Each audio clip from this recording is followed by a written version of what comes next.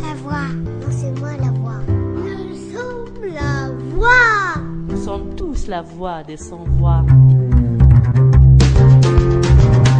Chers auditeurs, auditrices de la radio des sans-voix, bienvenue à votre émission Collectif pour la vérité.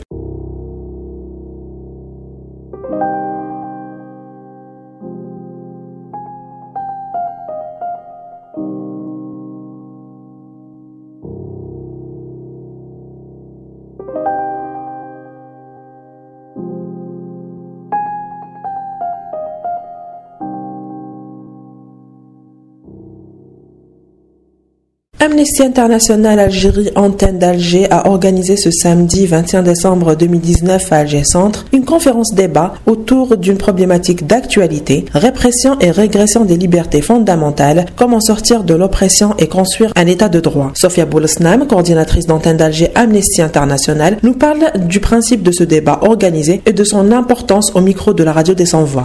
Alors, le club débat d'Amnesty International, c'est un club conçu par les jeunes pour les jeunes. À chaque fois, on essaye de parler de questions d'actualité relatives aux droits humains. C'est une façon de pousser les jeunes à discuter, de pousser aussi les citoyens à échanger de questions qui les intéressent. Et une société qui évolue est une société qui pense. Et une société ne pense pas sans des citoyens qui échangent et qui discutent. L'importance du débat aujourd'hui est encore plus élevée parce que quand nous vivons une transition ou quoi que ce soit, nous avons besoin encore de chercher ensemble des solutions communes. Nous avons besoin de trouver des idées et des pistes aussi d'entente en dehors de tous les conflits qui peuvent nous lier.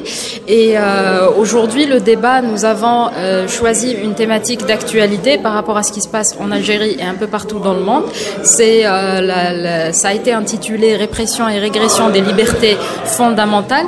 Comment sortir de l'oppression pour construire un état de droit? Parce que le point commun entre tous les mouvements sociaux qui se dressent un peu partout dans le monde, que ce soit en Irak, au Chili, au Liban ou encore en Algérie ou en France aussi sous une autre forme, le point commun entre tous ces mouvements, c'est que les populations sont en train de demander leurs droits.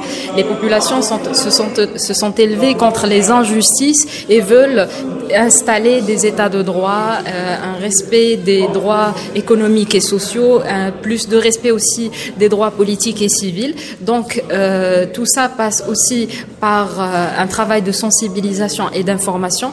Nous avons ici ouvert un espace libre pour les jeunes et pour les citoyens qui veulent échanger autour de thématiques qui les intéressent. Et aujourd'hui, une thématique d'actualité concernant la répression, que le climat de répression qui s'installe un peu partout dans le monde intéresserait beaucoup de gens. On essaye ici de décomplexer les gens avec le débat. On impose aussi beaucoup le respect des opinions et des avis de chacun. Donc ça reste un espace ouvert, un espace libre. Tout participant et toute parole est la bienvenue.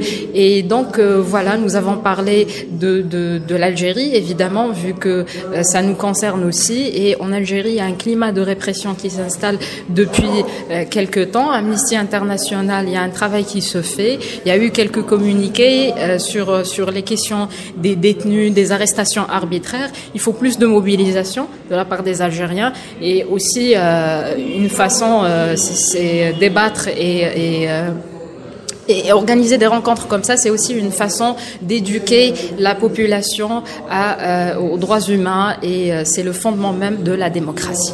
Mehrez Rabia, journaliste et reporter d'images, nous fait part de son avis sur les répressions et la régression des libertés en Algérie pendant le Hirak au micro de la radio des sans-voix.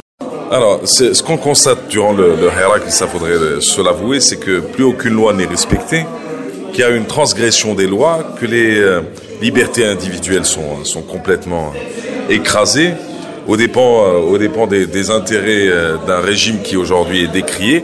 Alors, il nous faut un peu de sagesse aussi pour dire que ce régime est peut-être décrié par certains mais pas par d'autres. Donc il a trouvé un soutien aussi dans le vivier populaire.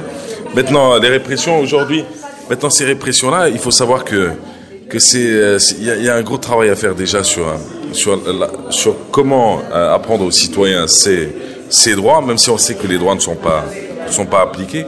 Maintenant, c'est vrai qu'il y a des dépassements graves aujourd'hui. On ne respecte absolument plus rien. Le journaliste n'est plus journaliste, mais il est au service d'eux.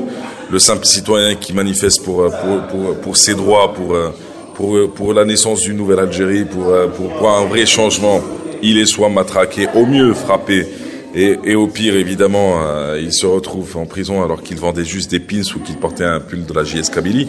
C'est-à-dire aujourd'hui, la situation est assez inquiétante. Moi, je pense qu'il y a un vrai travail qui doit être fait par les juristes eux-mêmes sur la pédagogie déjà pour commencer, pédagogie, diffuser de l'information. Et puis il y a un travail qui doit être fait aussi par la presse qui doit se remettre en question et se dire qu'elle est au service du peuple et non pas au service du pouvoir de l'argent ou du pouvoir politique. Et puis en troisième partie, il faudrait, et j'aspire sincèrement, maintenant après je prends ni position ni autre, que ceux qui sont à la tête de l'État aujourd'hui puissent, par acquis de conscience, essayer de rattraper certaines erreurs qui ont été commises durant ce vide de l'après-ère Bouteflika et l'arrivée d'un nouveau chef d'État. J'espère que juste par acquis de conscience, il va y avoir un travail qui va être fait pour redonner, pour permettre à l'Algérien de se sentir en sécurité et libre dans son pays. Parce qu'aujourd'hui, sincèrement, et je le disais il y a quelques instants avec une avocate, je veux dire, tourner juste des images dans la rue pour un travail d'archive ou pour un travail de mémoire ou encore pour un travail pour un film documentaire est devenu quelque chose de dangereux. On ne sait pas si on ne va pas être arrêté à n'importe quel moment. On ne sait pas si on ne va pas nous coller n'importe quoi. On est un peu sur les nerfs. Tout le monde est sur les nerfs et j'espère vraiment qu'on va avancer vers quelque chose de mieux. Voilà. Et pour ce qui est de la question comment faire face à ces répressions et ces régressions de liberté, Anis Lamari, membre d'antenne Alger Amnesty International, au micro de la radio des Sans-Voix.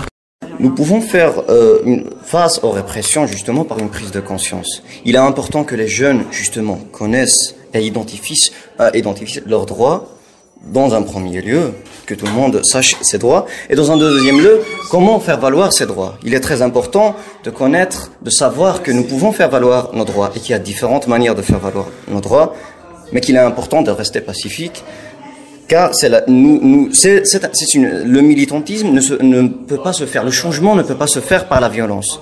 Il se fait par un long processus de prise de conscience, de sensibilisation, mais aussi d'actes qui visent à promouvoir la culture et les droits humains.